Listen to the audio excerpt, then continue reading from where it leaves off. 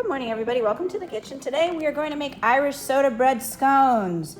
Erin go bragh. Happy St. Patrick's Day. All right, we're getting ready for our March festivities. We're making our Irish Soda Bread Scones. And these are wonderful with fresh butter on it. It's so delicious. So we're going to do 3 3/4 cups of all-purpose flour. We've got our salt, caraway seeds, baking powder, light brown sugar, eggs, butter, raisins, and milk. So let's start getting our mise en place together, and then I'll show you how to make it. Here we have our raisins, and we're going to rehydrate them. So I have them in a measuring cup that I can put in the microwave. So you can put them in any sort of microwave-proof container, but we want to fill it up with water so it's completely covered.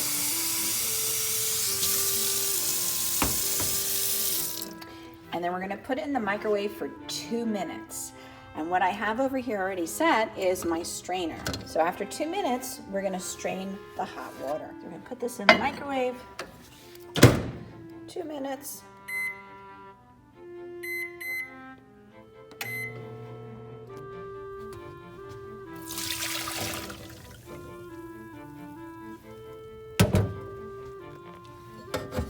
Done. Just rest on here so it can drain. And before we add it to our mixture, we're going to blot it dry with a paper towel.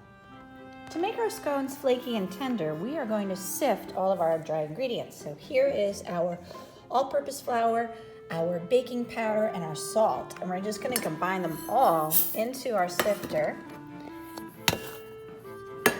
and get this sifted. And because I'm such a stickler for flaky scones, I will even do this a second time. And so since I'm holding the camera, can I crank it? Yeah, there we go. You can crank it with one hand or just shake it back and forth. There we go. We have our mise en place ready. And all of our sifted dry ingredients are right here. And to it, we're gonna add in our caraway seeds and our light brown sugar. Now, if you don't have a stand mixer at home, if you don't have one of these, you can do this by hand. And this is called a pastry blender, and you're going to use it to cut the butter into the flour. So if you don't have the stand mixer, you can make it at home with one of these. And if you don't have one of these, you could just use a knife cutting it in, or even a fork. It'll take a long time, but you can press that butter in and make it by hand. We're going to mix in all of that brown sugar first, and when it is all mixed in and broken up, we're going to add in our butter. And while this is mixing, the butter is in the freezer setting up. I cut the butter into these tiny little cubes and then put them in the freezer so they could get really cold. And this too helps give your scones that really flaky texture. So make sure it's very, very cold butter. And we're going to add it all in. Nice small cube. And this might take a bit of time, so be patient. You're going to break the butter into the flour. It's called cut-in butter method. So you're going to cut the butter into the flour, and you're going to stop mixing when the texture of this resembles sand. While that is mixing, I'm going to mix in our eggs and milk. So I'm just going to pour those in together, and I'm just going to use a fork to break that up. So I want to break it up completely, get it completely mixed in. So after the butter mixture has been mixed and it looks like sand, we then can pour in our liquid.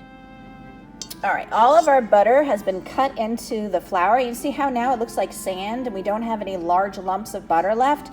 This is what you're looking for when it's time to add in your eggs and milk. And this is our liquid ingredients. And so we're gonna pour that in and then stir it gently. Again, we don't wanna over mix these because we don't wanna develop the gluten. We want our scones to be flaky and tender. And if we work the gluten too much, the protein strands in the flour, they're gonna be tough and bread-like as opposed to flaky scones. So before we get that completely mixed in, we're gonna add in our raisins, which I paper towel dry after rehydrating.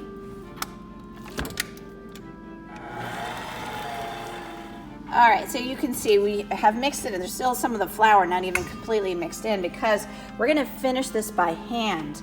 Again, I do not want to overwork the gluten strands. You can see it already. See that elasticity that's coming out from here? That's the gluten strands. So we don't want to overdo it. I'll finish that by hand. Here's our beautiful scone batter. And we're just gonna use ice cream scoops to scoop it out.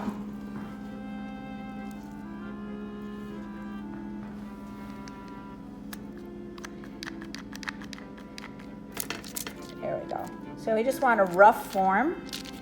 And you can, if you want, if you don't like the rough biscuit sort of shape of the scone like this, you could take this out and put it on a floured surface, make a square out of it and cut it into squares. So you could flatten the dough on a floured surface, make it even, and then cut it with a knife or even a pizza cutter and make squares, rectangles, even triangles. But I find this way the quickest, easiest, and I like it the best because it domes up, and then when I break the scone in half, I can slather it with some butter. All right, so we spaced them out with space on the tray to bake, and we're gonna put them in a 325-degree oven until a nice light golden brown on the bottom. Here are beautiful Irish soda bread scones right out of the oven, dark golden brown on the bottom, and I'm looking forward to opening up and slathering it with some butter. Here we go. Now, the proper way to eat a scone is that when it's warm, you slice it with a knife, and when it's cold, you break it apart with your hand. So this just came right out of the oven, so I'm just gonna slice it right down the middle, and I'm gonna get some of that butter spread on it beautifully. I left the butter sitting out for a bit, so it's nice and warm.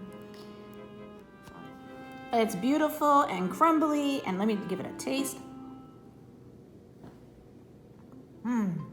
That is so delicious. Just in time for St. Patrick's Day. Here are beautiful scones.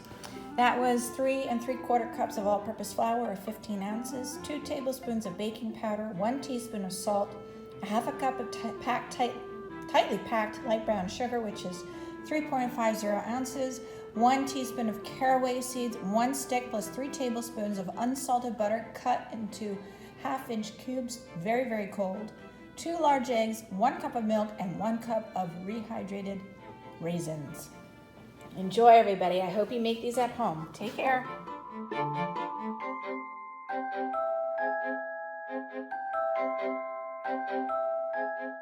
For more recipe demonstrations, please click like and subscribe to Chef Victoria Loves YouTube channel, and have fun in the kitchen. Thank you.